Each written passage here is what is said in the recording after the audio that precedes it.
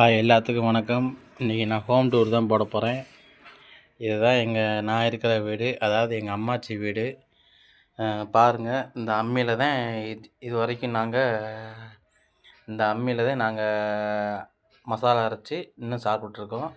எங்கள் வீட்டில் மிக்சியாக கிரைண்டராக எதுவும் கிடையாது. மசாலாவுக்கு அம்மியில் அரைச்சிக்கிடுவோம். மாவுக்கு இந்த ஆட்டோவில் தான் நாங்கள் அரைப்போம். இதுவரை எங்கள் ஆச்சி தான் இது ஆட்டோவில் அரைச்சி மாவாட்டி இட்லி தோசை சுடுவோம் நாங்கள். இதே வீடு பாருங்கள், இதே மீட்ரு பெட்டி.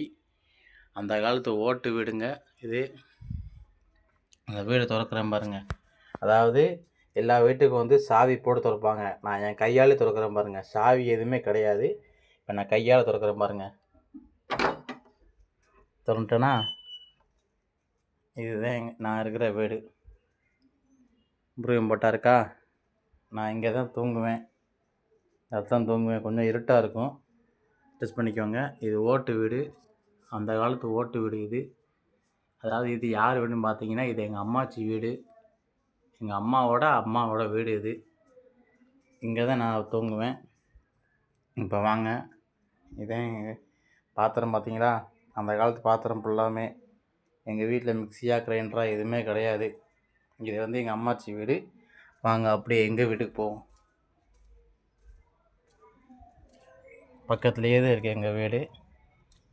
இப்போ எங்கள் வீட்டுக்குள்ளே போகிறோம். இது எங்கள் கொல்லை. எங்கள் கொல்லை அது பூசணிக்காய் செடி இப்போ தான் வளர்ந்து வருது.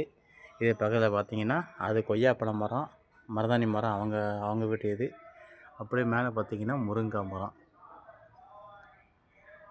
சரிங்களா. அப்படிங்கிட்டு உள்ளே வந்தீங்கன்னா இது எங்கள் அம்மா வீடு. இதுதான் எங்கள் அம்மா வீடு. இதுதான் எங்கள் அம்மா வீடு. இன்னும் நாங்கள் கலைஞர் டிவி தான் வச்சு பார்த்துட்ருக்கோம். சவுத்தில் மாட்டுற டிவிலாம் கிடையாது. இது சிலிண்டர் அடுப்பு. இங்கே தான் எங்கள் அம்மா உட்காந்து சாப்பாடெல்லாம் பொங்குவாங்க, சமைப்பாங்க, எல்லாம் செய்வாங்க. எல்லாம் நானே காட்டுறேன். இதே எங்கள் அப்பா. இதே எங்கள் அப்பா. ஆனால் இப்போ இல்லை, இறந்துட்டாங்க. இது சாமி போட்டாலாம் அங்கே இருக்கும். எங்கள் அம்மா ட்ரெண்டில் தண்ணி ஊற்றி வச்சுக்கிறோம். காய்கறி எல்லாமே இங்கே தான் இருக்குது.